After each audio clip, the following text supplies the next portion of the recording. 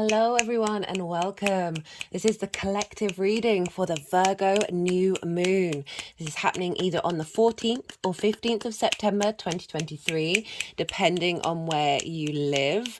And it's quite a moon, guys. And I say this because it's linked into the Mercury retrograde. And it's just really pretty powerful. So I've pulled some oracle cards before setting up the altar, and I'm going to be pulling tarot while I'm talking about the astrology and breaking it down. Yeah, I really can't wait to see what messages come through. Already been getting a lot of downloads.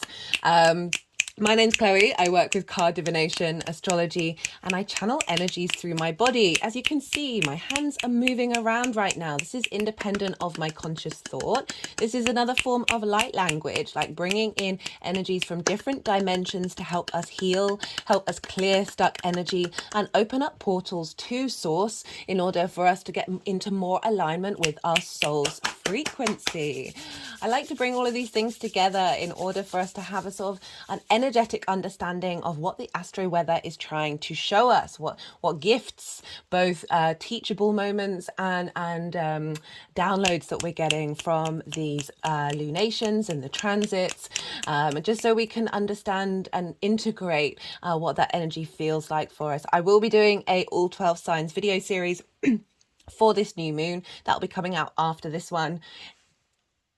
And I'm really looking forward to seeing what comes up for everyone. I will say straight off the bat, I recommend, I've done a Mercury retrograde series, and I really recommend checking out that series in general. There's lots of introductions where I break down different themes linked around that retrograde. It's the first time we've had a Mercury retrograde in Virgo opposite Saturn in at least 30 years. So big transition, big change. We're still in the middle of it. And that might give you a bit more context because this is very much linked into this Mercury retrograde. And so that might give you more understanding about what Mercury's doing in relation to this new moon.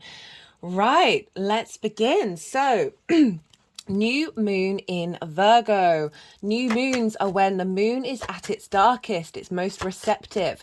It is able to absorb and bring in the information of the sun. The sun can represent our animation, our purpose, our direction, our vitality, our animation, our vision, our conscious mind. And the moon is our emotional body, our intuition, our unconscious space, where our needs being met and not being met. How do we nourish ourselves? And so we've got the full light of the sun in Virgo beaming down into our unconscious space. This is why can be a really great time to set intentions around new moons. We are starting a new cycle, right? So a fresh new cycle in the sign of Virgo. And this will be the energies that are coming through in this new moon will be taking us up to the full moon next year in Pisces season. So a 6-month cycle, and then whatever we learn from that full moon, we're now drawing down into the next new moon coming around. So we've got this real sense of finding clarity in our intuition as well, right? Virgo rules the gut in terms of the astrology linked into the physical body. Our gut is one of the bigger brains, right? More information comes from our gut to our brain than our brain to our gut, right?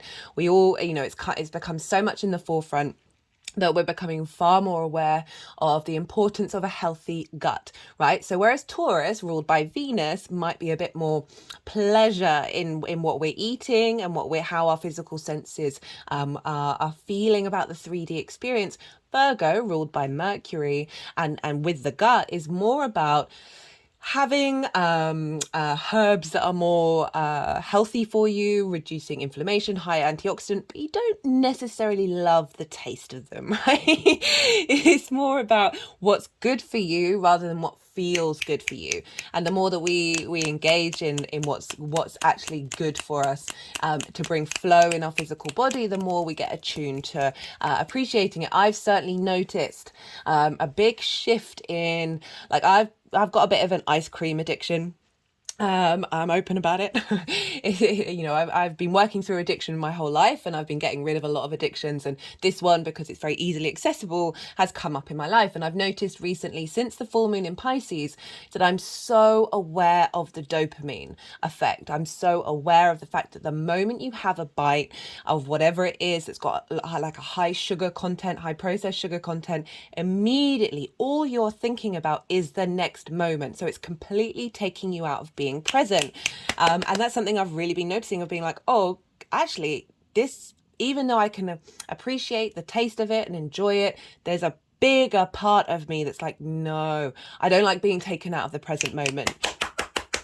And so Virgo, new moon in Virgo can be a really great time to set goals around health, right? Because it is the earth sign ruled by Mercury. And for me, Mercury is very much about flow. And sorry if the video keeps stopping and starting. I keep having to pause. This is only happening while I've been doing readings. And it started when Mercury went into shadow phase, so when it was at 8 degrees Virgo, before it went retrograde over that space, that I was having issues with my throat. And every time I've been doing readings, certainly if you go to the Pisces full moon readings, I'm having to pause, I'm having to stop. I've got this weird little tickle. You know, I haven't been doing recordings for maybe a week and a half now. It was my birthday. I really wanted to take some time to decompress. We've had the only bit of sun in the UK, so it's like, enjoy this. And I've been talking to people and I've not been getting the tickle. It seems to be very much linked into what I'm doing here. And I think the reason why I wasn't going to say anything, I was just going to carry on, but it kept happening, that when we have physical responses in our body, often this is clearing away stuck energy, and upgrading of whatever you're moving forward into. And the reason why I'm talking about that in Virgo is because Virgo is the earth sign. It's social as well, and it's ruled by Mercury. So as I was saying, Mercury is, sorry, they're wanting to do, so when they're doing this, they're shifting energetic fields. They are creating geometric patterns, and you know, it's, as I said, it's another form of light language that isn't necessarily tapping into the vocal cords, and so do bear with me when this is happening. There's a lot of energetic portals on the physical body. So often we can forget it's not just the 7 main chakras. There are probably thousands all over the body. Okay. And they're just so all the movements and all the actions, they're helping digest information without attaching things to words. So words can be very limiting, and not necessarily, we can then judge those words, judge what's being said, have our own particular connotations around words, and then that energy gets imprinted onto what's coming through.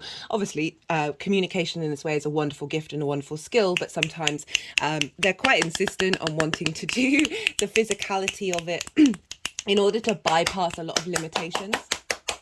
Had an energetic release at that one. Okay, what was I talking about?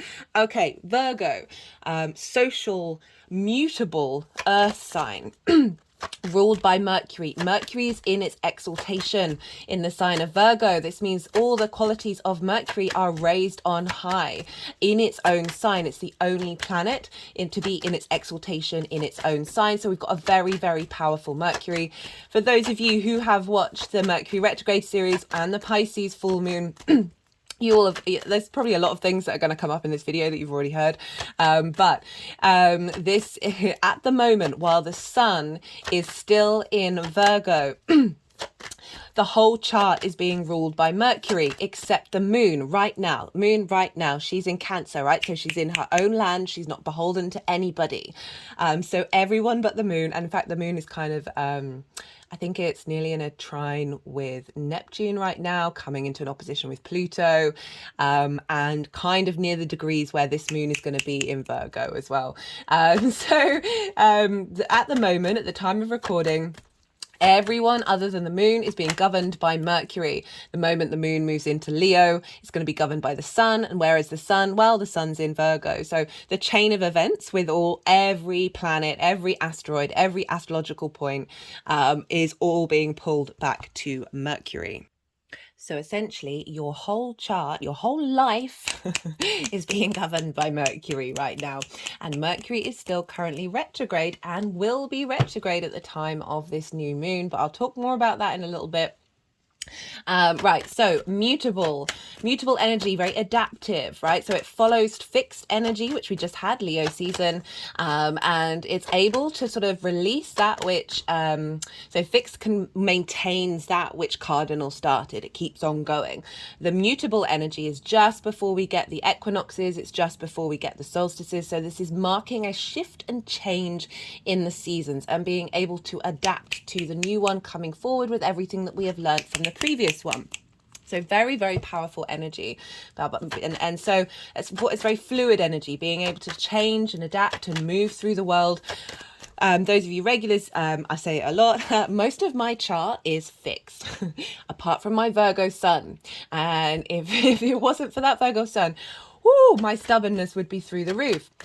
So we're able to adapt and shift and change with this, and it's earth energy and it's social, right? So let's not, we can apply that to being more facilitating in the social sphere. But let's think about that in terms of the body, right? Taurus, our physical senses, how do we feel good? Ruled by Venus. Now we've got a Virgo ruled by Mercury. Mercury is about flow and a transference of information and wanting things to be in flow.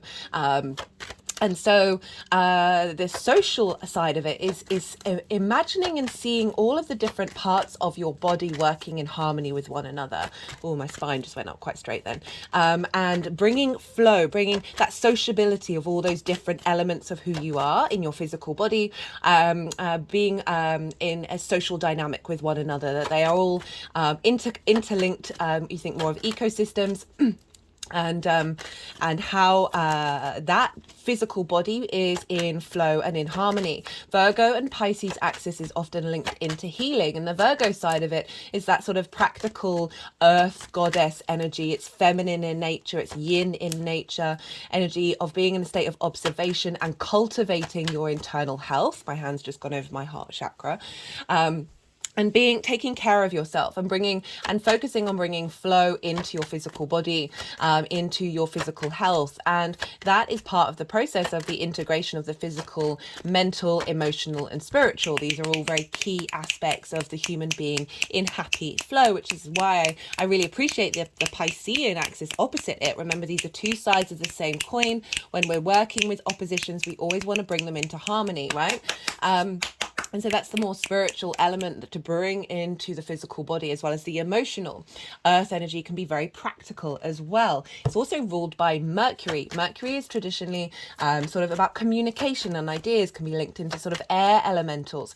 It is argued that Virgo is a sort of a substitute air sign, right?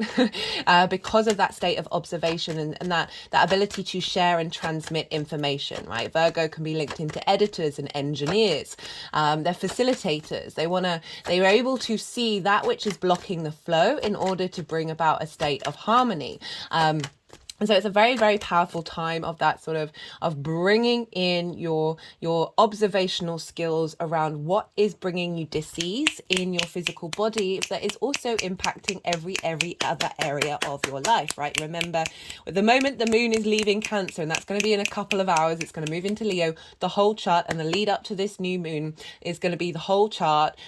All the other parts of your chart are being pulled into the Virgo dynamic, right?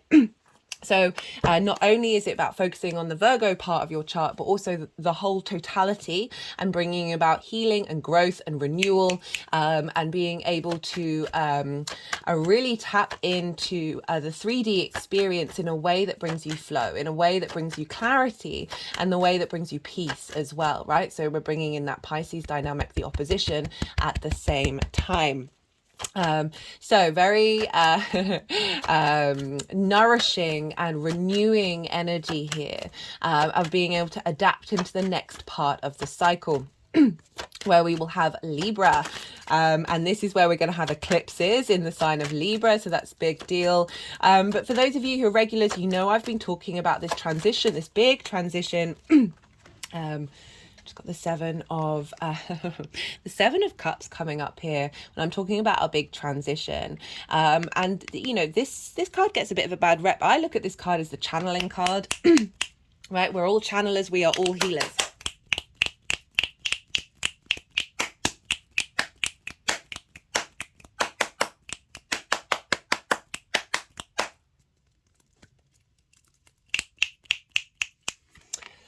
And so for me, this is the drawing in the fantasy, the possibilities, the expansion of the universe, all these different ways in which we can manifest and bring into the world, and be able to contemplate. And again, how channeling turns up in all of us in very different ways, how healing responds to our personal experience. We are here on a very personal experience. And I was about to talk about how we went through a big transition with the second Aries new moon that we had this year.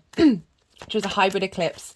And really for me, that was the instigating of soul integration, right? Of really not only our own personal soul's journeys, but the bigger picture of the fact that we are all part of source, right? We are all part of the same thing. Yes, we've got certain narratives to play out and adventures to go on and side quests, soul side quests.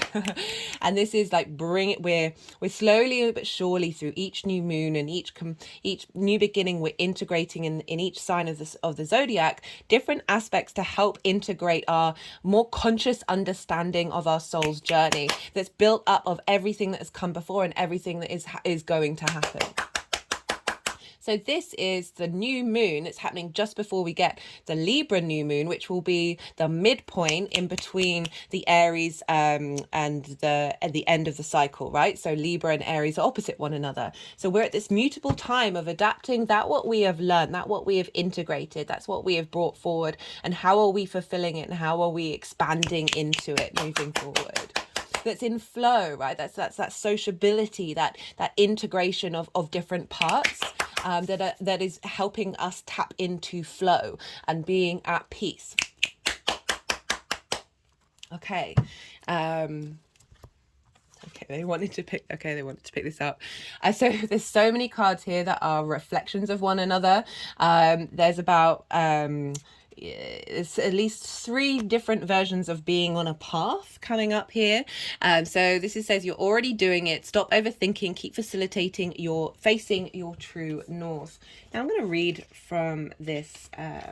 This is the Work Your Like Oracle deck by Rebecca Campbell. I love her deck. She's got a new one. Can't wait to get my hands on it.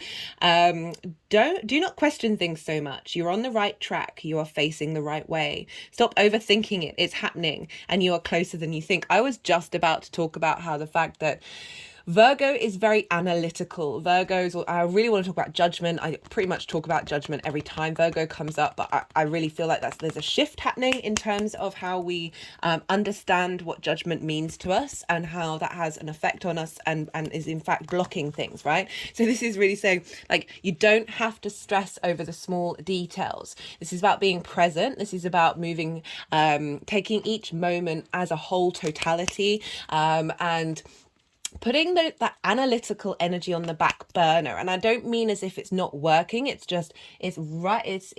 really not having it so conscious in your mind, but allowing it to just that program, that part of the way that you think, just to be constantly running in the background, but you're not necessarily binding yourself to all of it at the same time, and allowing your gut to let what you do in the back of your mind observe come through in messages, right? And allow your gut to guide you, and not stress about whether you've missed something or whether you're not analytical enough or not observing enough.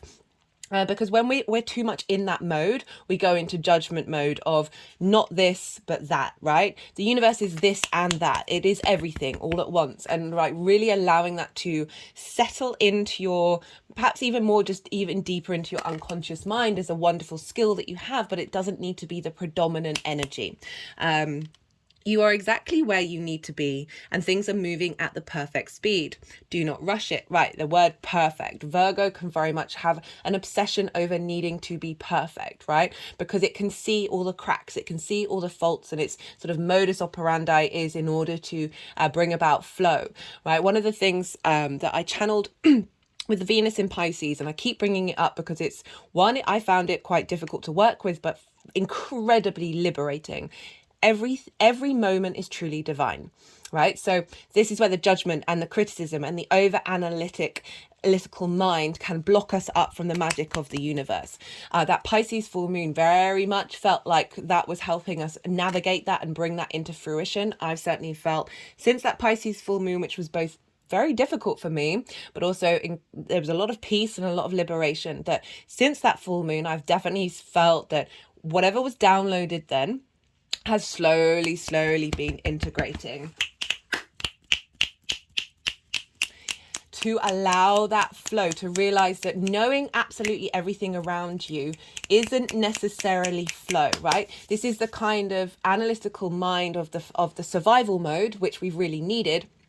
You know, in order to, we are meaning making machines, in order to process things and navigate and get skills in the way of how do we be human, right? And so we're constantly in analytical mode. We're constantly in like, where's the danger of moving away from that, of moving into the sense that we're now at a place where we can cultivate this sense of inner divinity of in every moment, that our idea of perfection is being skewed, and finding this deepest unconditional love, Pisces energy, of every moment, of every situation, and through that being able to find flow in that surrender.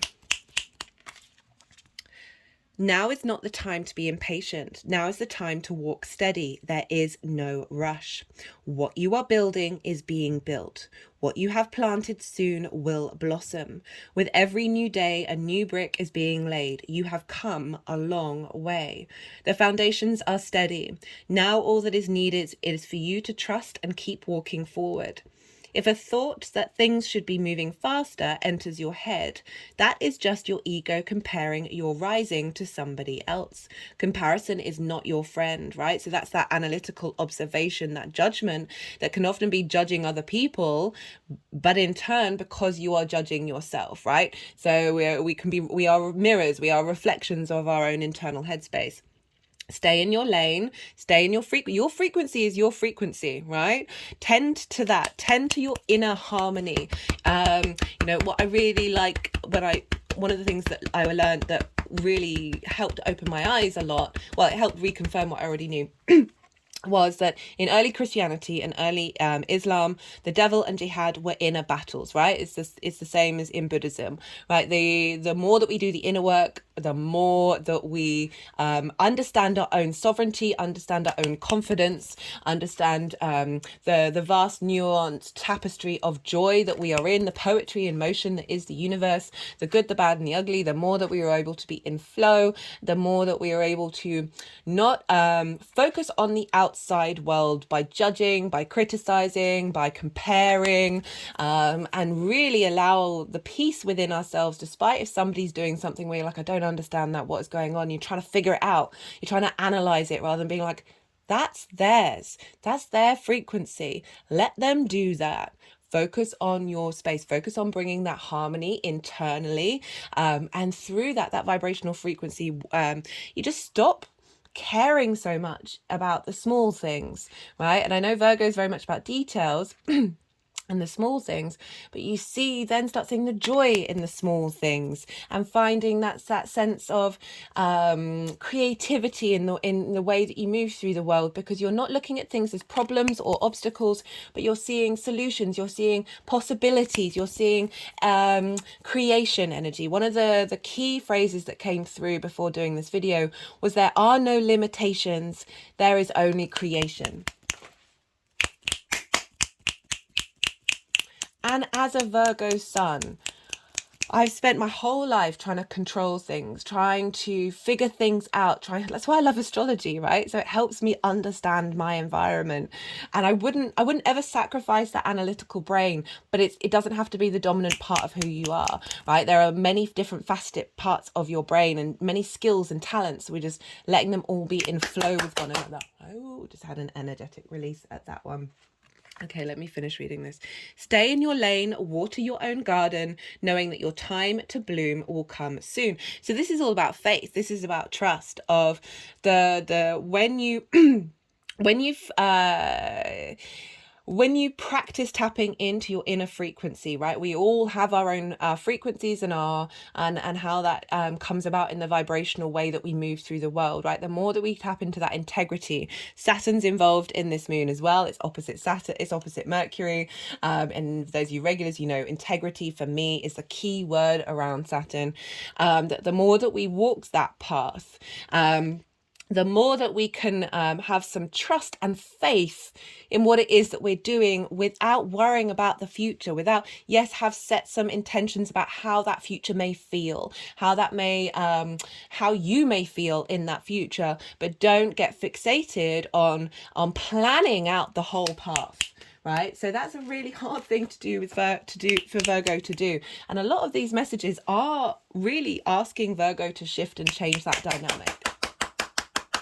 Because the vast capacity of Virgo to be able to facilitate its own space and therefore the whole of the planet is huge, right? There's that bringing that practicality, right? For the Virgo, for the Mercury retrograde series, the phrase was practical magic, and this moon is very much an embodiment of that. Right, okay. Now they want me to read this. Okay, so they're quite insistent on me doing the oracle cards at the beginning, right? Usually this is towards the end. So this is the Rumi's Gift Oracle deck, right? And this is by Honarvar. And Rumi was a Sufi mystic. And the Sufis, the main sort of tenet with the Sufis is moving away from dogma and looking at God, source, creator energy as love, right? As the beloved, and seeing everything as the beloved. So this is the path. Being lost in being lost is my religion. Finding emptiness in everything is my path. Why should I go around the world searching for treasures when my beloved is right here inside my heart? So this is about surrendering and bringing that Leo energy that we've just had of that Leo new moon into this next part of the cycle, into that sun of that Leo energy of finding that love within yourself, that is source, that is connection. You are connected to that, right? That Virgo energy of understanding connection in the physical world, like bringing in that divinity into the physical body, into every part of every cell of every atom of every who you are, and allowing that Mercury to flow and bring that flow of the divine spirit through you. And again, that lost energy of acknowledging that you don't have to have all the answers. This is the whole point of this, is to play, is to explore, is to be curious about what's going on, rather than having these limitations and these barriers around us that are layer upon layer upon layer of blockages. There's lots of repetitions in these cards, and I think I'll probably read that poem again, because it is kind of summing up everything. Like this, the main message that's coming through with this is acknowledging the treasure within yourself, and not criticizing, not analyzing, not judging everything that you do into a space of shame, and bringing in shame is, again, it's looking to the problem rather than finding the solution, like rather than being open to the possibilities of what could happen, rather than limiting yourself by what has happened. Okay, so yeah, very difficult energy for Virgo to do. But we have had this massive transformational retrograde, as I said, the first retrograde opposite Saturn. And I'm going to start talking about the astrology now, guys. Okay, there isn't. So a lot of this would have been stuff that I've already said in the Mercury retrograde, and I'll tell you why in a series. Okay, we've got the King of Cups and the Two of Swords in reverse. They're wanting to just go at the end of the cycle over the sort of very more galactic energy here. And this is an embodiment, right? So the King of Cups, right? So this is the fulfillment of emotional, intuitive, creative, inspirational action, of not being distracted by things that may possibly go wrong, but still being very steadfast in where you're headed. And so that intuition, again, tapping into the gut, of allowing that to move through us, doing a lot of energetic healing around emotions in order to find your own sovereignty, very much King of Cups. This is also Saturn in Pisces as well, helping us give structure to this new dynamic that's coming through. And the Two of Wands, swords in reverse. Okay, so this is about pause and going inward and searching for your intuition in order to be able to understand what path you want to take, right? So she's at she's her back is to the sea, she's facing the land, so it's about taking a new journey, but this upright requires some pause in order to really get to understand how do you see, how do you interpret, how do you understand your more cognitive understanding of how you want to move forward. And but it's in reverse, so this is saying that through this new moon integration, through the energies that is coming through this, that we are going to be more in flow. We are going to be able to tap into that intuition and bring it out into the world, and then take those steps into the new land. Remember, new moons, they're beginnings, right? We're now integrating all this energy for the next 6-month cycle. Sometimes it's quicker than that. You might get a real boost of it around the full moon that we're going to have in Aries.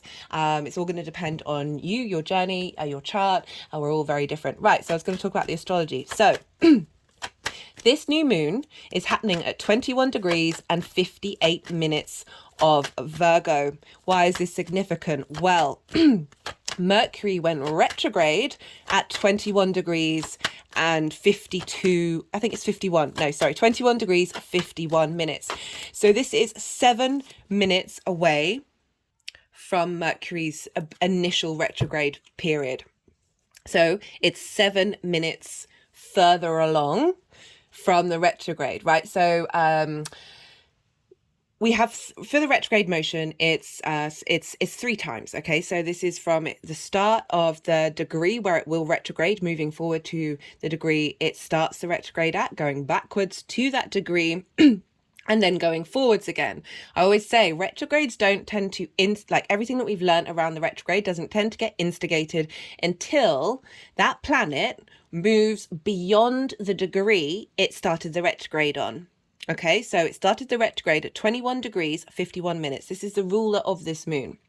Now, this moon is 7 degrees away, so it's in the new chapter part of Virgo. And so it's planting seeds linked into the future of everything that we are working through, recalibrating, instigating with this Mercury retrograde.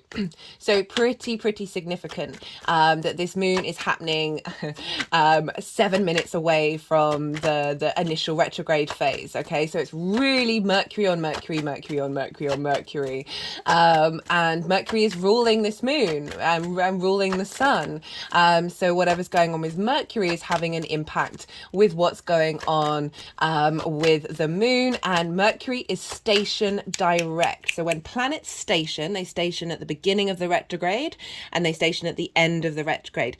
Whenever planets are stationary, whether it's direct or retrograde, they are very powerful. So imagine a planet is slowing down, so their energy isn't in flow as much. It's condensing, it's compressing, it's accentuating. So at the time of this new moon, Mercury is still retrograde. However, it's going to go direct for some of you on the same day, right? So here in the UK, it's going to be on the same day. This moon in the UK is happening at 2:40 a.m. and the Mercury is going to go direct 16 hours and 44 minutes after this moon. So for those of you who this moon is happening on the late in the night on the 14th, and this is happening the next day, Mercury going direct on the 15th. For those of you who are living sort of in East Asia and Australia, where the moon might be happening later on in the day of the 15th, this is happening on the 16th. Either way, it's happening within 24 hours of this new moon. So pretty powerful. Let me go back to the stationing. So the example that I've been using has been when Saturn stationed retrograde. This is when the submarine imploded in the ocean. Saturn's in Pisces. Saturn's linked into integrity, doing the things that you should do in order to cause an effect, in order for things to last in the long term. The people with that submarine, they didn't listen to the health and safety, the reports, like I think a year and a half beforehand, and Saturn can come along and show you consequences, right? So very, very powerful, literal and figurative metaphor of how we engage with Saturn. So Mercury, at the day of this new moon, is stationing direct. So all of the power of the direct motion is feeding into this new moon. So even though Mercury is still going to have to go back over the degrees it's retrograded over, and as I said, not necessarily kick-starting until it's out of the shadow phase, which will be on all the dates are going to be in the description box, either on the 29th or the 30th of September, depending on where you live. It's still carrying all of the importance, all of the weight of the whole retrograde into this new moon, and which is helping us, whether we're conscious of it or not, instigating a new cycle in that Virgo area of our lives. That is pretty I nearly swore there, pretty powerful. And so let me talk about what Mercury is doing. So Mercury is only really making one major aspect with this new moon, and what's going on with the ruler, as I said, is affecting the sun and the moon. So I want to talk about Mercury first, because the energy that's happening with Mercury is going to be then feeding into this new moon. Mercury is going to be opposite Saturn. So Saturn is still retrograde, is at 2 degrees 27 minutes. And Mercury's at 8 degrees and 3 minutes. So very, very close to its 8 degrees and 0 minutes of a retrograde. And with this Saturn-Mercury opposition, this is very much about how do we bring the practical energy of the way that we understand the details of the 3D experience. How do we bring that 5D Pisces energy, that collective emotional unconscious space, emotions, very much is water, right? Water holds more memory than a computer chip, right? Than a whole computer memory. Very, very powerful stuff. Saturn is doing an inner journey with us to help us understand the strength of our foundations when it comes to our connection to source. And with them both being retrograde, it is about an internal strengthening of your foundations with the 3D and the 5D, right? So Mercury, again, flow, bringing flow of this energetic flow into the support and the structure that Saturn is bringing to magic. Oh, just had an energetic release at that one. So that's a really, really powerful aspect, and it's an opposition, and oppositions can see a seesawing from one side to the other, but you really want to get them working together. So if you haven't seen the Mercury retrograde series or the Pisces full moon, because again, that was involved in what was going on here, talk about that in a lot more detail. Okay, we've just got justice. So this is a rebalancing of distortions of reality that we are currently in. Like there's so many, we're all running around in our own little reality. But there are bigger sort of matrix formations that have a lot of power over us. It's all part of the journey of the human species, of the universe. We're all in this together, guys. Even if it may not feel like it, there's a real shift in dynamic of the veils being lifted. Very much that Piscean Mercury energy of Mercury being like, right, okay, how are we starting this next part of the chapter where we are able to understand and see where the distortions are. And with Saturn in Pisces, or which can be very boundlessness. Saturn's giving structure, saying, okay, we can draw an energetic line where we can witness what's going on, but it doesn't have to affect us. It doesn't have to contact us. We can still move through with peace. We can still move with love, with joy, with creativity. It's not saying that you can hold that frequency while still honoring emotions, still honoring difficulties. It's not about sacrificing those. It's not about hiding from those. It's about acknowledging that you are a multifaceted, multidimensional being that has the vast capacity to hold space for many different things at once. And this Justice card, right? So, as I said, a rebalancing. This is about wisdom and goodness, right? And doing the right thing. This is very karmic energy. Again, this can represent another big clearing of karmic contracts. That is happening perhaps before this. I was just about to say before this new moon, and they've just gone there. It's sort of like the beginning, and we're moving through this. Before this new moon, the balsamic phase, which is a couple of days before the new moon, when this is when we're letting go. This is when we're working through things before we then instigate this new cycle of being able to know our own integrity, know our own truth, our internal vibrational truth. There's a lot going on in Libra. Mars is there. The nodes are there. Mars is the smooth operator right now. I love Mars and Libra. It gets a bad rep, but I don't really understand why. And this, again, like rebalancing yourself, right? It's not necessarily rebalancing dynamics around you, but how you see them, how you work with, how you're not letting that affect how you make your decisions.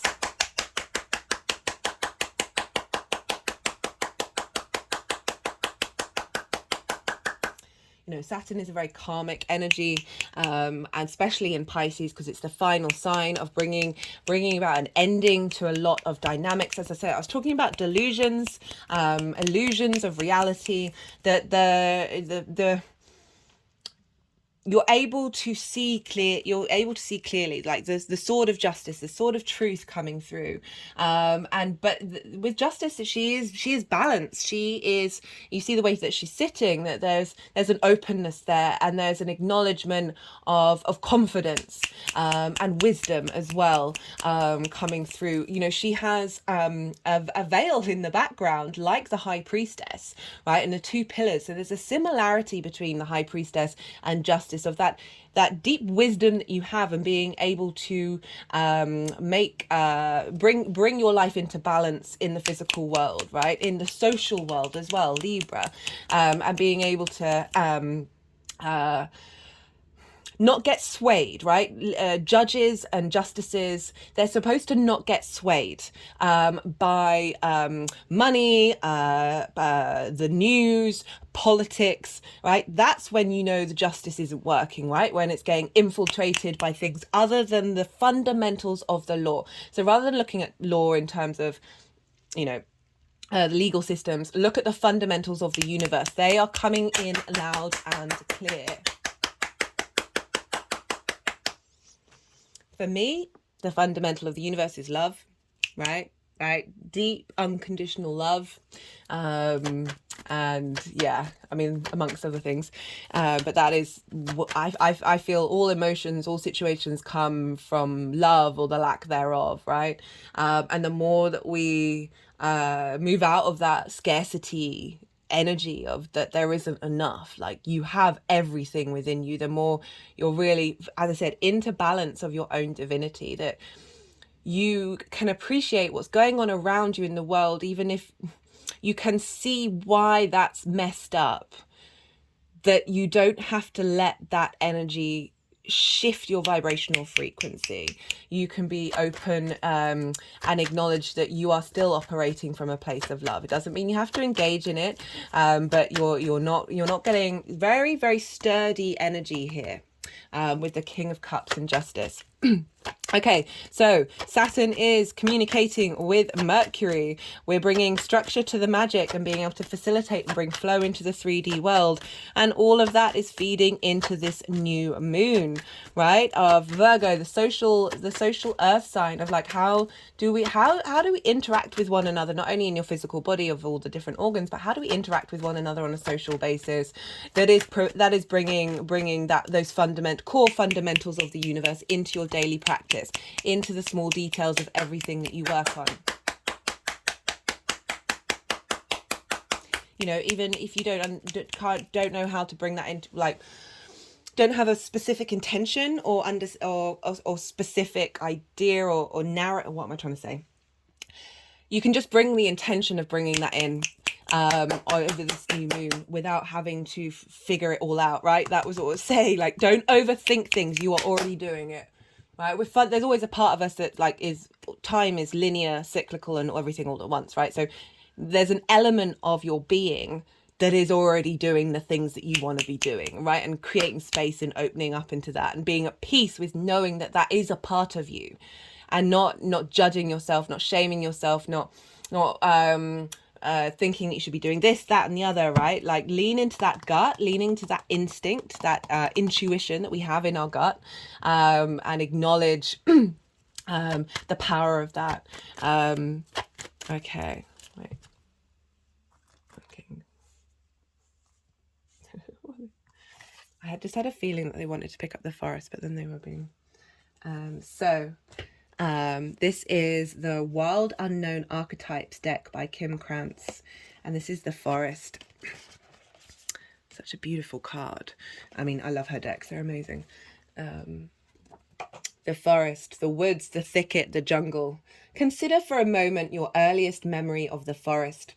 It's likely it included all the mythic dynamics of this archetypal space. A little fear, a little enchantment, perhaps losing your way, perhaps discovering a secret mystical treasure. Such is the magic of the forest. Interesting that the double repetition of treasure of the poem. Such is the magic of the forest. It requires first that you enter it, and then that you get lost within it, right? Trying to tell a Virgo to get lost, difficult.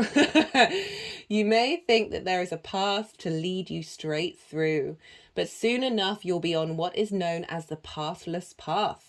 There are tricksters here, dense foliage and entanglement, but equally present are the glimmers of fairy light and friends among the trees. You're on an adventure now, and there's no turning back, right? Honor your journey, but do not let it define your present moment.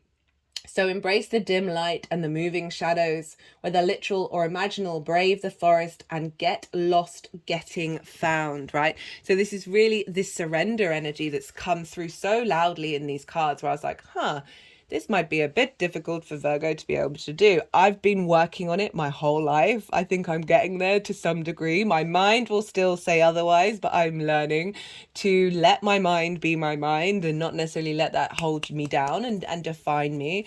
Laughter is a big part of that. Just keep taking those steps, right? So moving forward, right? But don't overthink things. Don't judge yourself, because part of this journey is to explore, is to go into different perspectives, go into something without control. Right, when light, magic abounds, childlike wonder, adventure, right? So this really sums up the fact that life's crazy. Life's like this human experience, this is weird, it's a lot, guys. We know this. We know this is a lot. We are in the forest. And so often we're sort of trying to get out of the forest. We forget that our soul signed up to be in here, and to enjoy this experience, enjoy this curiosity, this exploration of a whole new territory that feels very alien every time we reincarnate, right? Sometimes we remember from the past. Sometimes we are a complete blank slate where it's like, everything seems dark, right? Everything seems overwhelming. There's this need for control, this survival mode, surviving in the forest, right? And this is really tapping into the fact that, yes, that's a part of it, but do not forget the magic. Do not forget the pure adventure of every single moment. If you get out of the forest without feeling lost, you were only in a little grove of trees. The great archetypal forest requires we spend at least one night frightened for our lives. Well, I don't know how much, I guess that's sort of tapping into the fact that we are here, we are human, right? This is earth energy, this is 3D energy. We signed up for this, and the amount of emotions and experiences we have the capacity to experience is phenomenal. And fear is one of them, but it shouldn't be the only emotion. It should, if we do tap into it, experience it, but find the play underneath all of it. Oh, my head just went back. Woo! Okay. Right, let's get back to the tarot. Remember the play, the fun, the fantasy, all the possibilities that can come through with this journey. This other card is trust your path. Right. So Mercury is opposite Saturn. What's going on with the sun and the moon? Well, this moon's quite simple. I've usually talk a lot about lots of different astrology, but this is a powerhouse here, right? So the sun and the moon are at 21 degrees of Virgo. Over in Pisces, we have Neptune at 26 degrees, so we have an opposition here. Neptune, for me, is the creator energy, it's source energy, it's all the possibilities, it's the boundless, limitless, all the frequencies, all the dimensions, all the experiences. This table is real and not real. We are in multiple illusions, delusions, wonderment, fantasy, and practicality. We are all of those things. And that's why Neptune can be quite sensitive for people, because it's very overstimulating, right? There's a lot going on with Neptune. Very dreamy, very mystical, very magical, especially in Neptune. I'm going to repeat my favorite thing about Neptune. So I did research on Neptune with Saturn in Pisces. And Neptune's very much linked into the film industry, where you're bringing a different reality into your reality. So Neptune is calling us to be able to be open to different realities and realize there is more going on that meets the eye, right? We've got different levels of vision. It's not all about the eyeballs. If my hands have just gone over my eyes like that. Whoa. Okay. Heads just rolled back. Interesting. So it can get quite overwhelmed by Neptune. You think about it, it's the god of the ocean, right? Imagine floating out on the ocean. That's a lot. That's quite intense. That's quite, it's both wonderful and scary. We know less about the ocean than we do about space. Blows my mind. Also, not surprising, the ocean is there's a lot going on there. That's quite powerful. That is a very interesting way of humans trying to operate on it. Right, so bringing a different reality into your own. And in Pisces, it's the Avengers movies. They were the most popular, the Marvel series. They were the most popular movies. And this is like lots of different people from different realities, with skills, with magic, with tools, with superpowers, all coming together to save the world, save the universe, right? And that's what we're doing right now, guys. You doing your work, doing your inner space, you finding peace despite the sea monster heading for the ship, right? Ship there, sea monster there. You are still cool, calm and collected. You know it's going on. You can appreciate it, you understand it, but it's not, you're still sitting very confidently on your throne, right? The Pisces full moon, for me, something really difficult happened that I was like, oh, this wasn't what I thought would happen. But it was also a culmination of a previous experience, and I wasn't triggered in the same way that I was in the past. But it was still kind of like, I thought I'd worked through this, and yet it's showing up. It was really difficult, and it took me a really long time to process it. It was also incredibly magical. But during it, I didn't get knocked off my perch. I was still like, this isn't going to ruin my experience. I was on the top of a mountain in Wales. But a couple of days later, when I was home, when I was safe, I processed a lot of anger. I processed a lot of grief, and I really honoured that experience.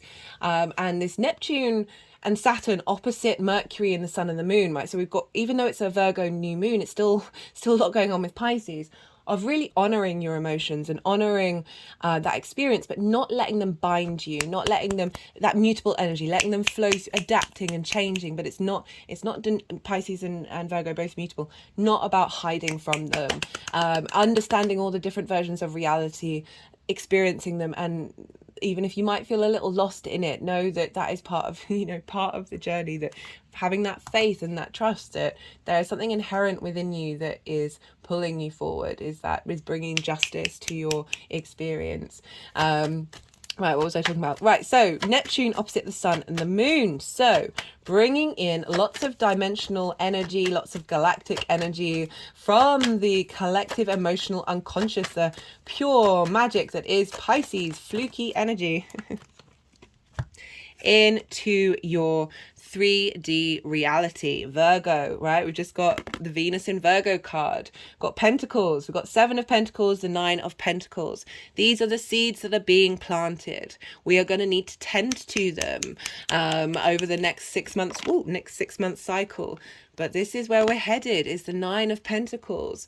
This figure is very independent. They've made the decisions they've needed to make in order to create this sense of abundance in your life. Abundance can be anything. It doesn't have to be money. It doesn't have to be, there's so many different things that connect to abundance. She is finding her joy, right? And she's tended to it. She's done the work. She's put in the diligence, and also being very strong, very independent in that direction of, this is what is coming through. This is what's coming through from that Neptunian energy into this new moon, right? To help liberate us, to help us feel good in this 3D world, right? I am of the opinion, I'm not about disappearing off this planet and transforming into ethereal form. This 3D world is amazing. It's beautiful. It's so phenomenal. We are here to integrate the 5D into the 3D. Right? This is not about leaving the 3D. It's not about shaming joy, shaming abundance, shaming pleasure, shaming money. It's not about any of those things. These are all tools. These are all helpful tools. You know, this has got the, notice it's got the a wand here, right? So the Ace of Wands, that spark of spirit to help instigate a new dynamic in how we operate with the world. Stop rejecting this world and send it love.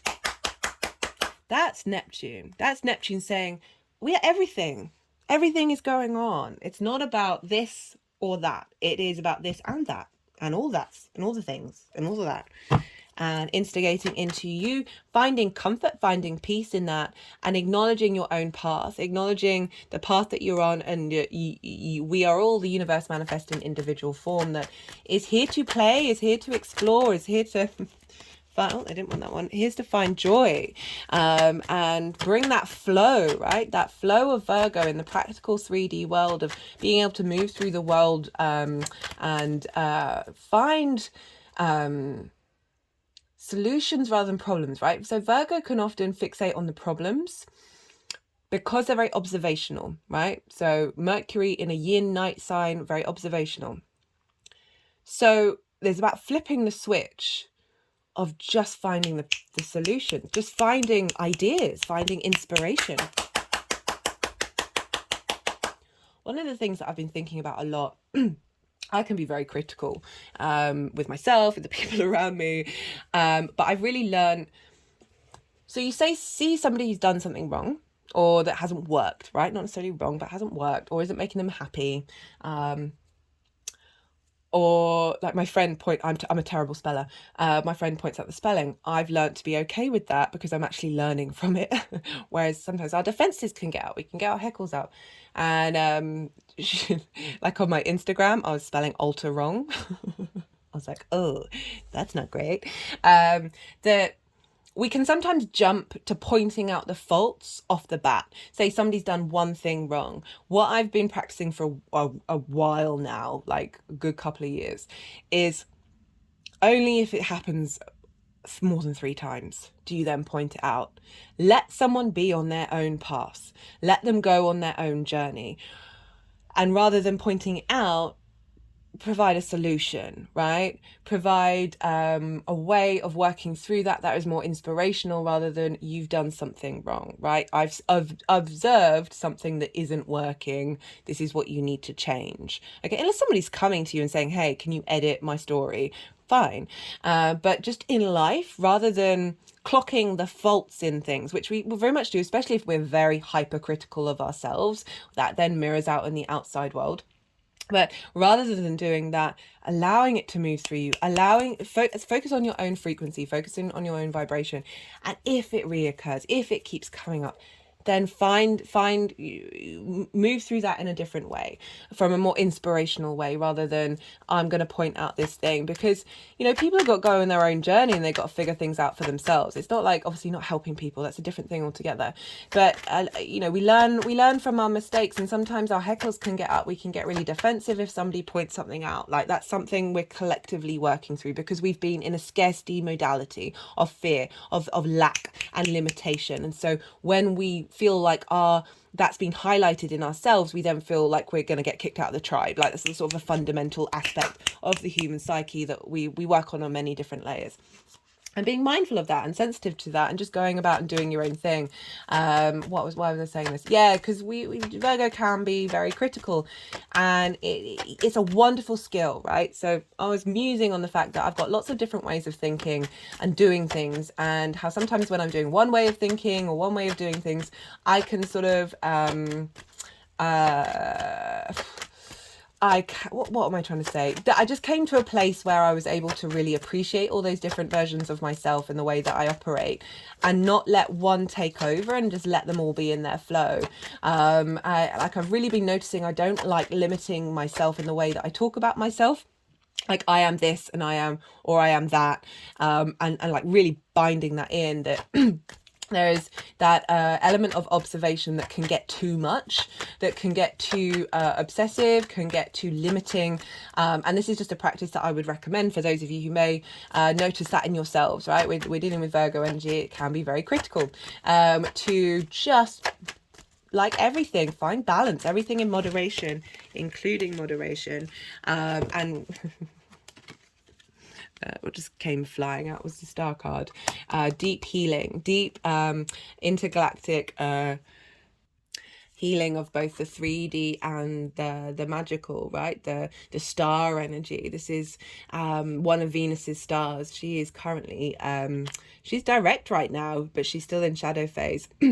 But this is about being able to hope and dream, right? And there's an acknowledgement of our divinity, acknowledgement of our star energy. And that does take deep healing in order to get to that space, and finding peace within yourself. So I like that that's coming out when I'm talking about, you don't necessarily need to point these holes out in other people and what they're doing. There are ways of going about it. You can let that sort of settle until your intuition crops up and you know when to take action, right? But helping limit your expression of that energy out in the world can bring you peace, can bring you healing, right? So rather than it being a constant reflection of finding those little things where the energy isn't flowing, which can make Virgo feel very uncomfortable. Finding peace in that, finding peace in every situation, right? This follows the Tower card of being able to find peace despite feeling like your life's blowing up, or that there is a discord in the energy going on, and still being able to navigate that storm, and navigate that sea monster. Okay, what else do we have? So that's that Neptunian energy opposite that sun and the moon, of being able to bring in a new Three of Cups, a new reality, a new harmony of the different aspects of reality that we are not consciously aware of, bringing that into harmony, so we can plant that harmony, that ease, that flow, that grace, that celebration of life, right? That abundant energy, planting those seeds in order to start taking action in order to create abundance in our life, and acknowledging that we are star energy, and that we are constantly in levels of healing, right?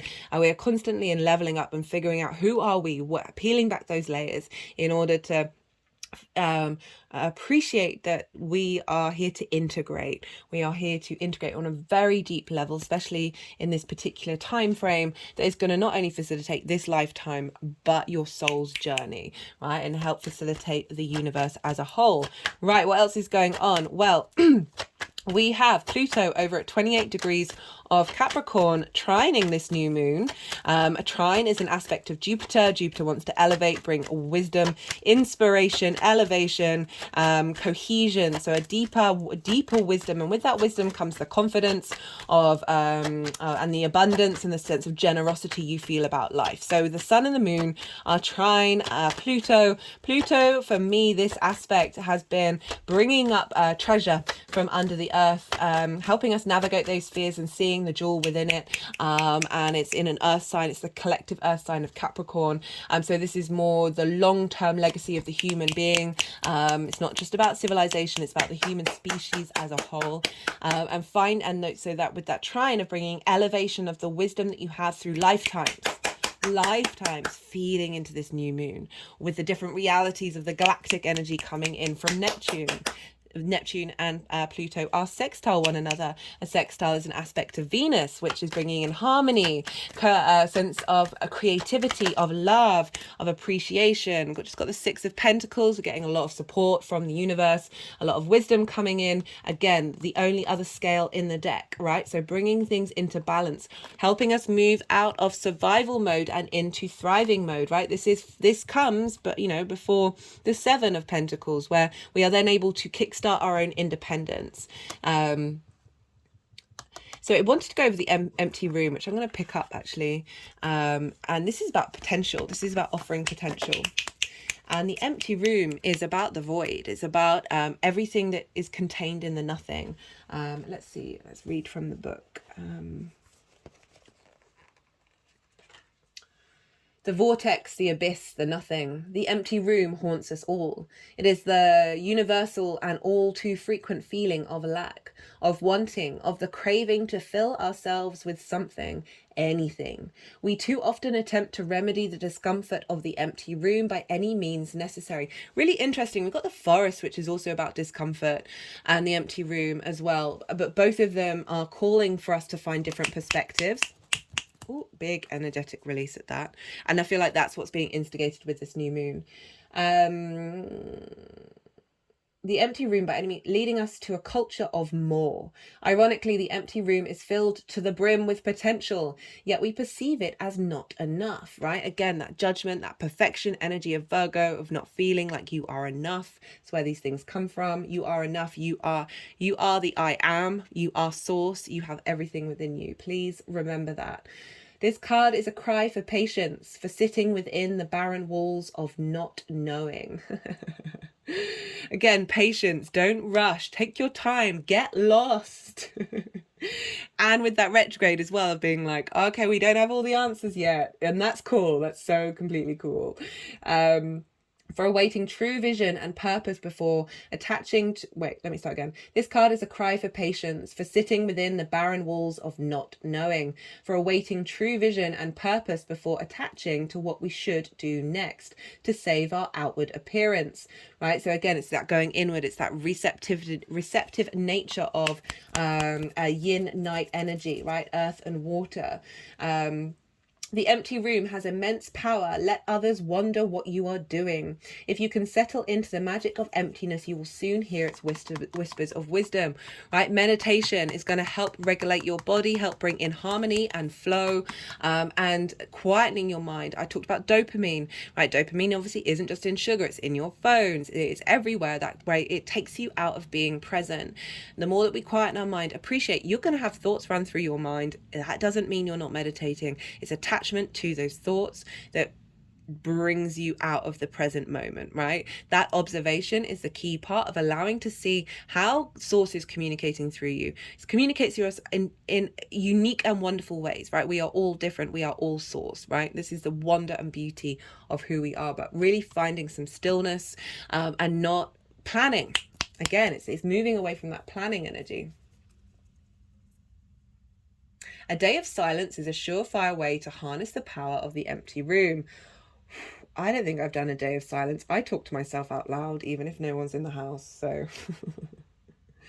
the archetype of the empty room is also portrayed as a hungry ghost, always feeding and never satiated. Again, the dopamine. So we can again, it's about perspectives, right? So you can either look at that empty room as something that needs to be filled or something that contains everything in it already.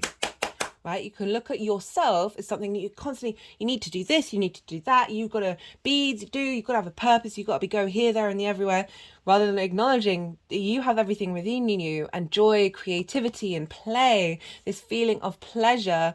And I don't mean in a sexual way simply, it's about absolutely everything and being at peace, right? You know, justice, the bringer of the peace, justice of the peace. Libra likes balance. Libra likes to have everyone in flow with one another, right? On the way that we communicate, finding peace in the way that we deliver truth. Right? Virgo can be critical. It can come out quite harsh. Right.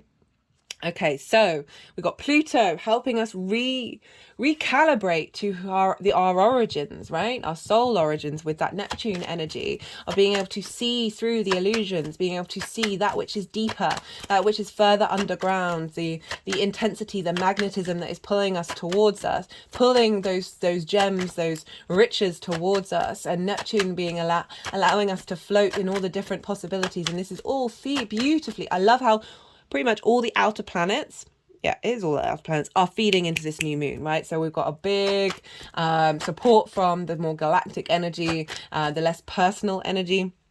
You know, I'm not talking about Mars or Venus here. Mars is in Libra.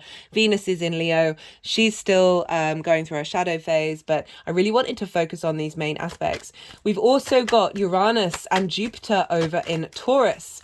They are both retrograde. In fact, all the outer planets are retrograde, and is Mercury. So there's a lot of depth here, right? I was just about to say thinking differently. And then we got the Seven of Swords. Again, we've got 2 sevens. I love sevens. They're very powerful energy. They get a lot of bad rep. Look at the sunshine in this, right? This is about thinking differently. This, for me anyway. Right, so he's taking away the Five of Swords. Those of you know tarot, the Five of Swords is one of the most conflict-driven cards, right? It's an ugly energy. It's like winning at all costs. It's staying in the bully and victim mentality, right? And we can be bullied to ourselves as well as the people around us. Very interestingly, there's the Two of Swords here, which we've also got, about acknowledging and appreciating your intuition, right? So taking away the conflict and getting you to your intuition. And I was about to say, retrogrades are helping redirect us because we're going over the same territory 3 times, which means we find depth and nuance. We're able to break out into new paths. Paths. Trust your path. If you knew you would be supported, what would you do? Right? Where is that book? There we go. What would you do, if you knew that, even if it didn't feel like it, didn't seem like it, if things weren't necessarily going exactly to your plan, right? I've been working on really diminishing any assumptions or expectations that I have. As someone who's very analytical, I'm pretty good at making assumptions and figuring out what to expect by something because of assumptions. But I've been leaning of like, that is limiting me, right? I appreciate that part of my brain. I don't want to get rid of it, right? So that's why I was talking about all the different parts of your brain. You don't want to get rid of these things, but they don't have to have a complete hold over you, right? I found the more that I lean into not making assumptions, not having expectations, the more that I'm able to co-create in the present, be very present, and then co-create from that space. And then it brings in the magic of the universe, right? Which is essentially you, right? And that, when we have expectations, when things don't match those expectations, we fall in a state of lack, we fall in a state of scarcity of like, and we shame ourselves, we feel like we've got something wrong, and we judge ourselves and we're critical, right? This is why, no. The universe is conspiring. It's what I always say about the planets, right? They're all in cahoots with one another. They're conspiring they're in collusion with one another to help us evolve and grow and find peace, and through that joy and love. Keep facing your true north. Again, true north coming up again. Your job is not to pave the path, but to simply keep facing your true north and take... Did that one say true north as well? Yeah. So I was going mad for a second. Take one step after another, and if you do this, you can't go wrong. Be present in the moment. The universe is conspiring. Don't waver or doubt. Use your heart as a compass. I love that the heart's being brought up because I was definitely get big heart energy come through because we have just come off Leo season. Venus is now direct. She's still very powerful. She retrogrades the least out of everyone. She, even though I've not involved her in this moon, she's still very, very present, and starting a whole 8-year cycle of how we value ourselves from our heart space. Leo rules the heart. Use your heart as a compass and put one foot in front of the other. If you follow the invisible trail of what lights you up, you will light up the world without even trying, right? That starlight. Through that deep healing, you understand yourself and you see what's glimmering at you, see the wisdom of what's winking at you, what's shining at you. Most people and know that those are clues towards your hopes and your dreams, even if you don't know what they are, just so the idea and the intention behind it. Most people don't follow the highest call of their soul because they are waiting to see the end destination before they take the first step. Again, saying, throw the plans out the window, right? Feel into it. Have an intention around what that feels like without limiting yourself to what it looks like and what you need to do in order to get there. If you take one baby step each day, within a year, you will have taken 365 steps in your dedicated direction. If you want to write a book, write a page every day. If you want to change careers, do one thing every day in dedication to that. Before you know it, in just a year from now, you will turn back and look in awe at how far you have journeyed. Don't forget the journey. Keep moving and open yourself up to a whole new level of support and receiving, right? Support and receiving. They wanted me to pick this up after I was talking about this card. Things are not going to work out the way you are planning, but if you have a little faith and keep showing up, they will work out even better than you could possibly imagine. This has happened to me plenty, happened to people I know, and people that I interact with. Got an idea of what's going to happen, that doesn't happen, and you get upset about it and sad about it, and then 6 months later you can look back and you can see the pure poetry in motion that has happened in order to create something bigger and better that you couldn't even possibly imagine, right? Don't micromanage the universe. I think that should be the tagline for the video for Virgo. Don't micromanage the universe, Virgo. Trust your path and let your soul lead the way. So that's really culminating in everything that's being said. Love that. Okay. But I was talking about Uranus and Jupiter, right? Uranus for me, the path clearer, the breaker of chains. Uranus has the vast capacity and the true north stuff as well, right? So the planet Uranus is, its axis is upside down, right? So all the other planets, their north pole's up that way and Uranus is that way, and it's pointing towards the sun. So its north pole, its guiding light is the sun, right? Our purpose, our clarity, where we get our downloads, our light downloads from, the portal to the rest of the universe. Ooh, my body just went all funny. All its moons are retrograde. What does this mean, right? Uranus can come along and shake your life up. It can be disruptive. It can flip things on its head, flipping the table over, right? Very innovative, very inventive, very maverick energy. It wants you to be confident and comfortable being your unique self and move through the world from your own frequency. The moons are all retrograde. It intuitively knows what to do in your life in order to make sure that your soul's needs, your soul's nourishment is in alignment, is being facilitated by its guiding force of the sun, right? So it's clearing those paths. It's very intuitively able to clear the paths that you are walking along. Trust in that. And this energy is instigating into this new moon. Jupiter. So Uranus and Jupiter are both trine this new moon. Jupiter and Uranus, they've both gone retrograde very recently. Jupiter is about expansion, wisdom, very much wisdom. What have we got here? We've got the King of Swords. Okay, they're wanting to... I pulled the Empress as well, but she's sort of going around the back of my body right now. To... Where is that? The back of... Is it in between my solar plexus and my sacral chakra? I think it's more the solar plexus. The King of Swords, right? Wisdom. This is divine truth. The King of Swords. We've got two kings here, really saying what's being seeded here is going to help you take action, right? Sword energy, mental energy, very much linked into Mercury. But if you think about, I was talking about Jupiter and Uranus, right? This is the universal truths, right? So justice, truth, the foundational principles of the universe and being able to put them into practice. Oh, okay. Because they're retrograde, so it's an inner journey. You're questioning things. You're pulling back the veil, and you're seeing the truth of things. This is what's being seeded. and you're going to be able to operate in a different level from this, right? This is practical, right? Practical magic. The new moon, right? We're instigating our soul's integration of how we then move through the world. With the Empress. Hey Venus, what did I say? She's very powerful, even though I'm not talking about her today.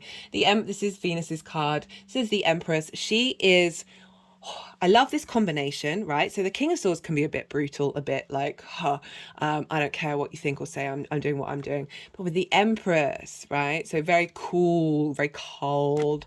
The Empress, she wants you to enjoy the 3D world. This is Venus in Virgo, right? She wants you to enjoy the 3D world. She wants you to feel the abundance in your senses, in your body, in who you are, and be able to bring about the sense of fertility within you. Despite things might be feeling difficult, right? She's still like calling on you to bring that in, right? She rules Taurus, which is what we're talking about, of where Uranus and Jupiter are finding the wisdom in your physical senses, of your pleasure principle. But it's coming from that's feeding into the sort of more harmonious energy, not the harmonious, the bringing about of flow and connectivity of that social dynamic of Virgo, of the healing modality, right? Of still finding pleasure in that, still finding the joy in the healing, joy in the process, finding the pleasure in the process, and knowing that we've still got layers and layers to go. Like, it's a constant journey. And I have to find, like, when I'm like, hey, I'm feeling really zen, something else will come along and I'm like, okay, cool. Because we're in this heavy, dense earth energy. This is what we signed up for, and it's all part of the joy of the experience, of how we are navigating that. Right, let's see if there's actually, I'm going to, what do we want to do? I'm gonna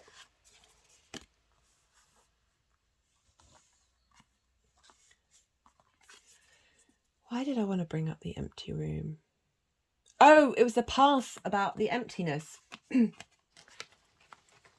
it's a very short poem. I'm going to read it again. I have no idea what the time is, the clip on my phone. So I had like every intention, this is going to be a quick one. It may well be. I don't know.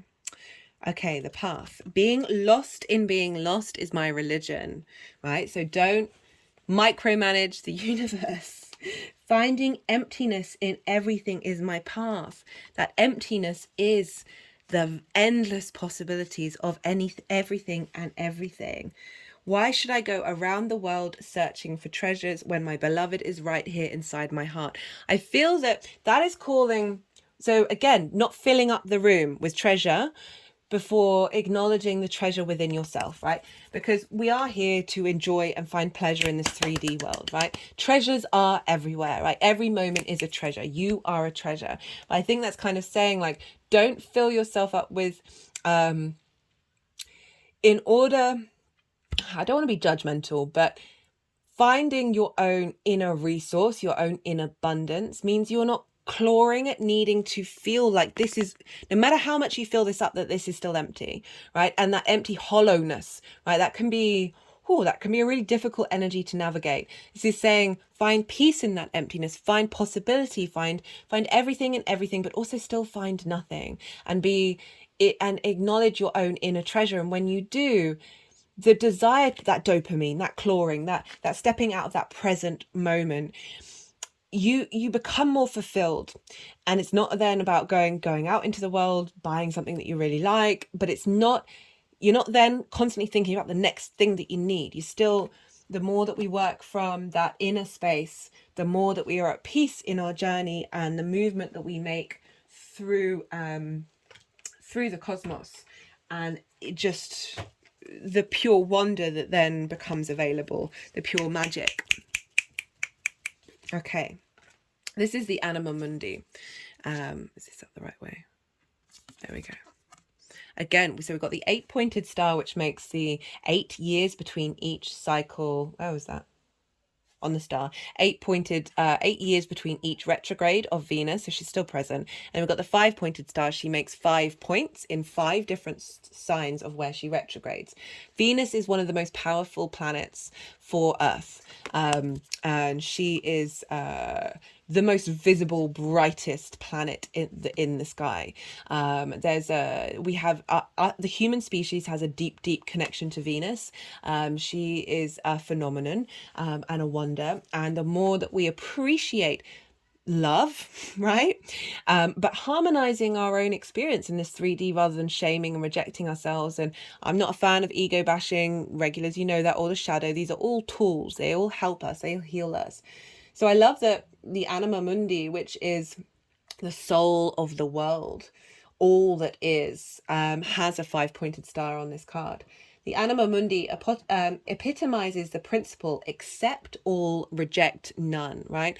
I think I said at the beginning of this video, the message I got channeled from Venus, and she is in her exaltation in Pisces, when she was in Pisces, is every moment is truly divine. And that can be a really difficult thing to navigate. But this is sort of reconfirming that. Accept all, reject none. Simply put, it is the living soul of the world in all its multifaceted, multidimensional layers, bonded together by loving cosmic forces. Diversity is celebrated, multiplicity is honored, and nothing is denied embrace. Constructs of separation dissipate into the wonderful mess of shared consciousness. Anima Mundi is the link between the literal and the imaginal, the rational and the mythic. So it's everything all at once. It is the connective fiber that, that connectivity of Virgo, right? The fiber of life, right? The fiber of the physical world, of Mercury, finding those connections and finding flow within that. All my toes are wiggling. That makes life meaningful. This card indicates an initiation on the level of the soul. You will awaken the unique light within and witness how this light contributes to the radiance of the entire universe. You will sense yourself as a critical note in the cosmic orchestra. But that note is so beautiful. So that was me going from one. Destiny is altered as you hear the enchanted melody of all living things, right? Ooh, that was beautiful. Okay, Anima Mundi is the energy behind the world card in the tarot deck.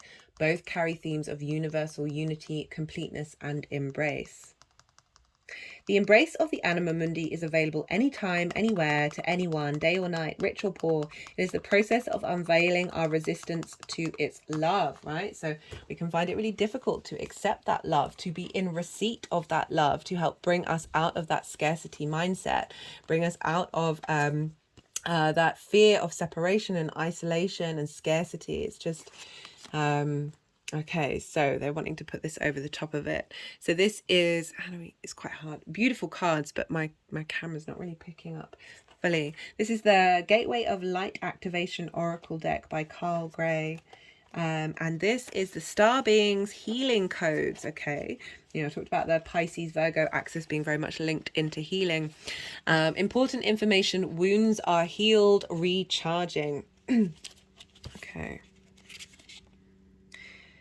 There are many names for star beings, such as ETs, star people, star ancestors, sky people, and more. Whatever they are called, they are divinely inspired, evolved beings existing in dimensions that we can't even comprehend. They are the overseers of the cosmos and, like angels, are divine expressions of the heart of Source, who are dedicated to the well-being of the entire universe. They aren't limited by time or space, but they are from a higher dimension. Their frequency healings are received on a spiritual level, and can then move through our energy centers to affect the physical, right? So that spiritual of Pisces, of coming through into the physical body, of needing to be in alignment with these two. The cosmic beings are our interplanetary cousins and are now coming to many souls on Earth in support of healing, expansion, and harmony. Message: if this world seems overwhelming or intense at this time, know that it is okay for you to retreat to a safe space, to cleanse, to recharge your energy. You may feel called to be a healer for others and share healing with the world, but please ensure you are balanced and filled up with light first. This is not the time for you to sacrifice your own well-being in order to serve others. That's making me think about the fact that the moon in Virgo, a new moon, right? Virgo can often self-sacrifice, can prioritize other people's needs in order to facilitate everyone other than themselves, right? And so with that moon being at her darkest, of the sun providing this light of making sure that that Virgo moon, that we all have, right? We have every single aspect of the planetary system within us.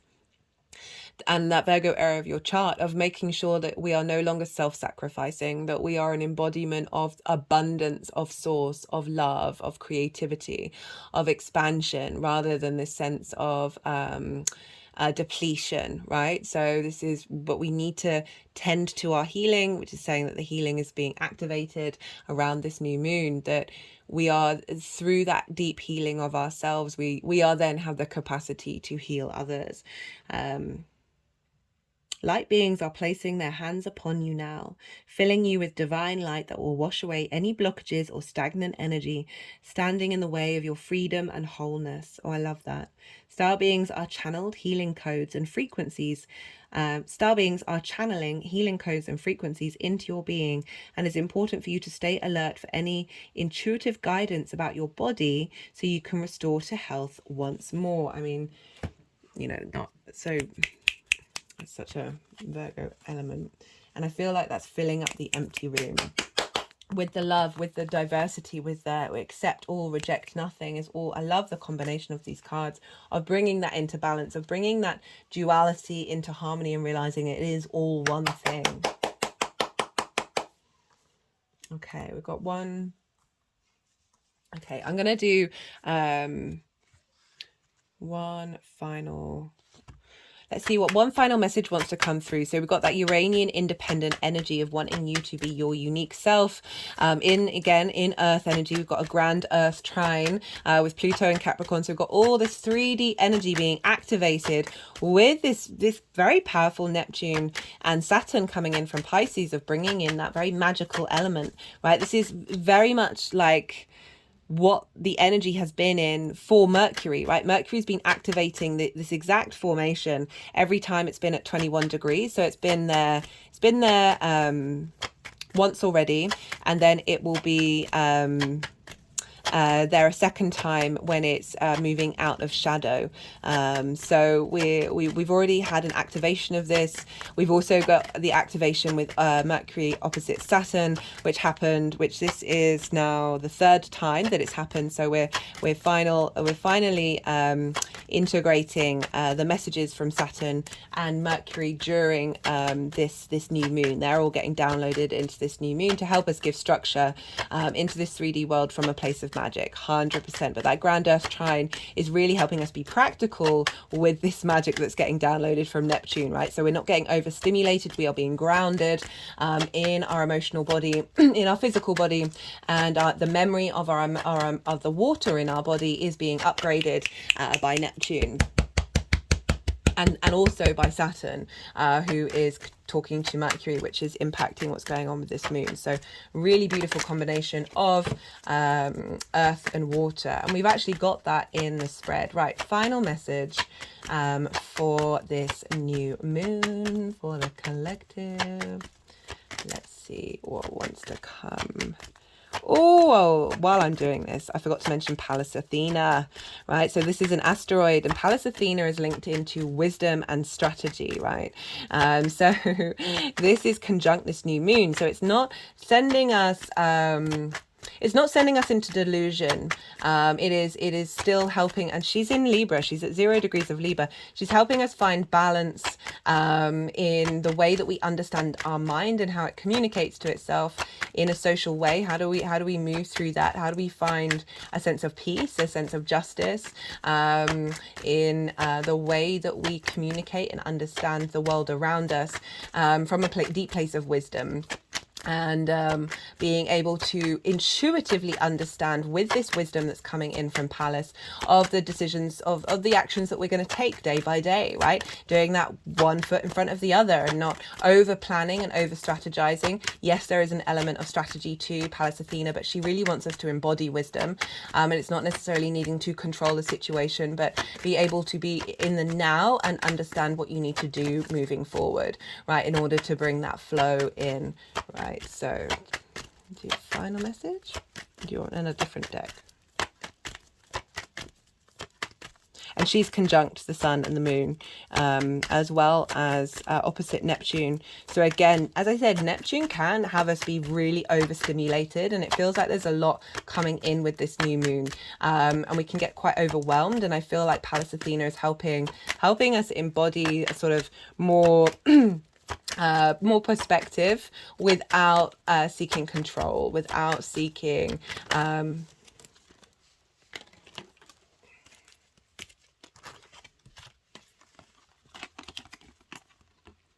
okay, so we've got the Nine of Swords and the Four of Cups in reverse. So this is comparison is the thief of joy. I think one of the cards talked about don't compare yourself to others, focus on your own frequency, and that is love, right? That is the Ace of Cups. It's in reverse, so we're moving out of the stagnant energy. The Nine of Swords in reverse, this is anxiety. This is the fear matrix, right? This is worrying about things we can't control over. I always point to the rose here of like focusing on, get yourself present, focus on something that brings a smile to your face, whatever that is, right? And take yourself out of this dynamic, right? I always talk about how the mind is addicted to the hormones you produce from the feelings that you feel, from the things it says or shows you, right? And the easiest things are cortisol, adrenaline, as well as dopamine. And this is the cortisol, adrenaline feedback loop of a very happy mind feeding on this pain, this anguish, right? So this is looking at the problems, not finding inspiration. And this is in reverse. So really, really bringing about a sense and is wanting to go with the King of Cups, which is that emotional control, right? And being practical and being able to bring things into action into the 3D world. The final card is the Pleiadian, oh God, activation, coming together, harmony in the heavens, resolution. So this is the final card, and I really actually like how that's more sort of a more water energy. I know the Pleiadian, why can't I say that? The Pleiades. They're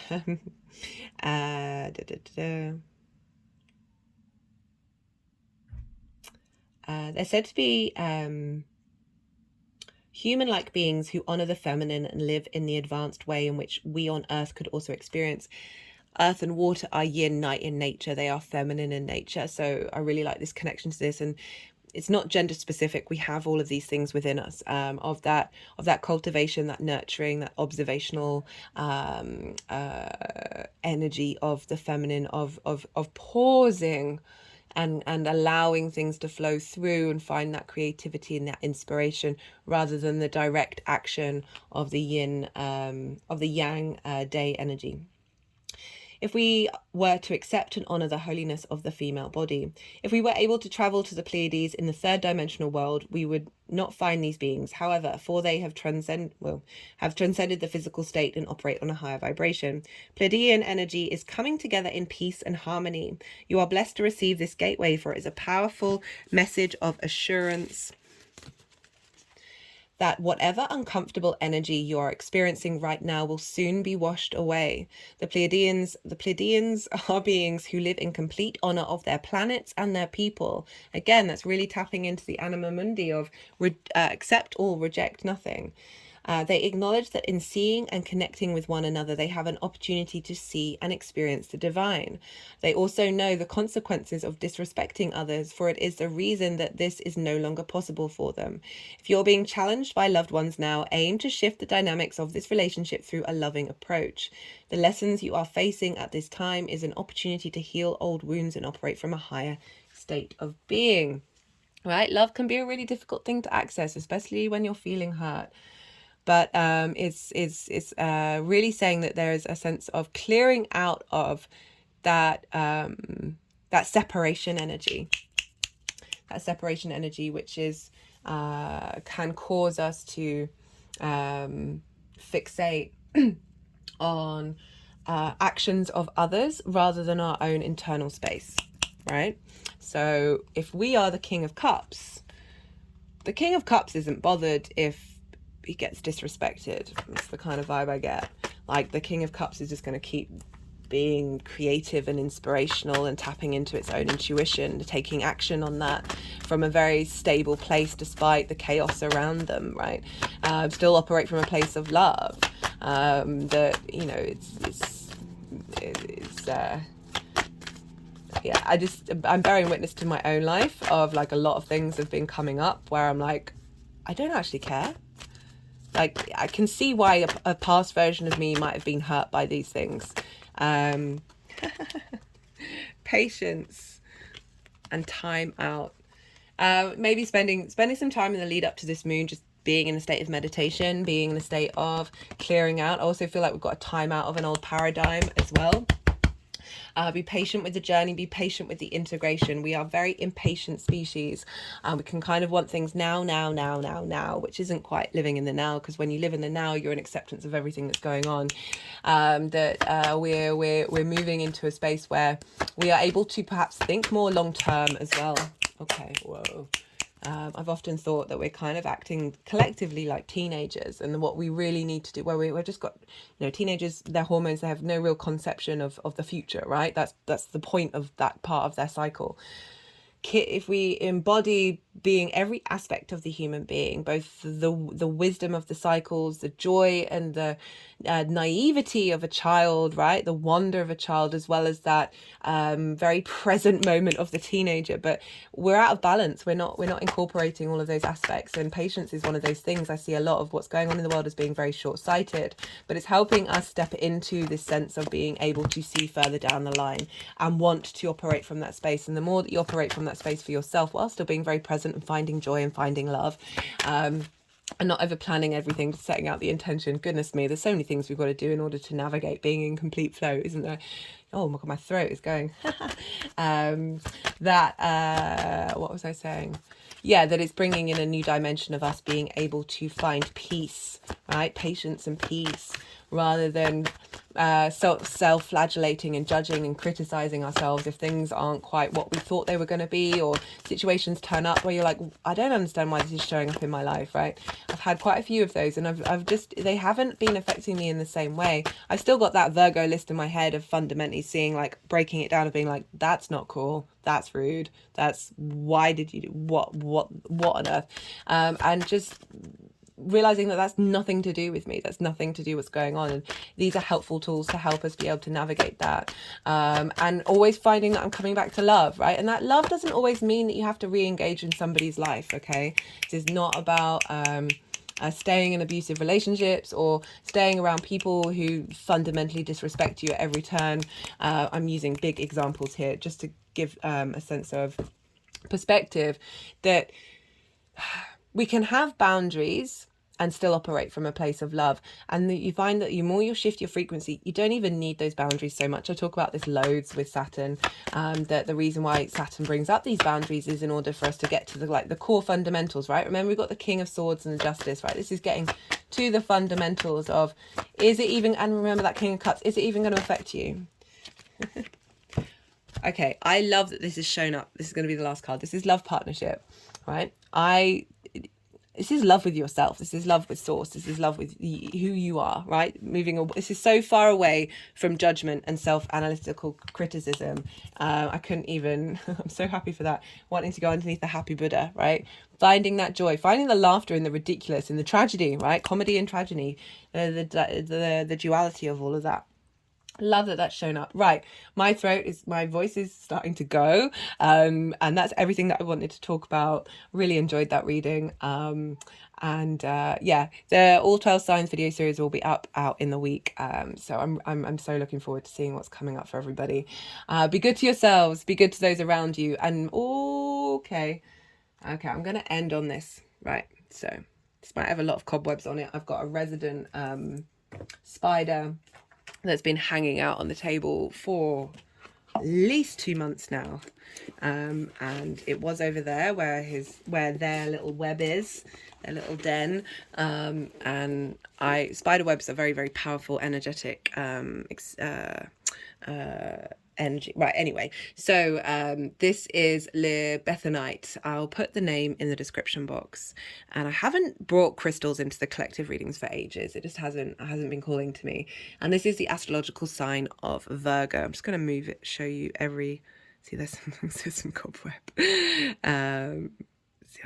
It's just quite a phenomenal piece. I'm just going to read out from this amazing book. This is Love is in the Earth, by this woman who channeled all her readings on crystals. It's one of my favorite books.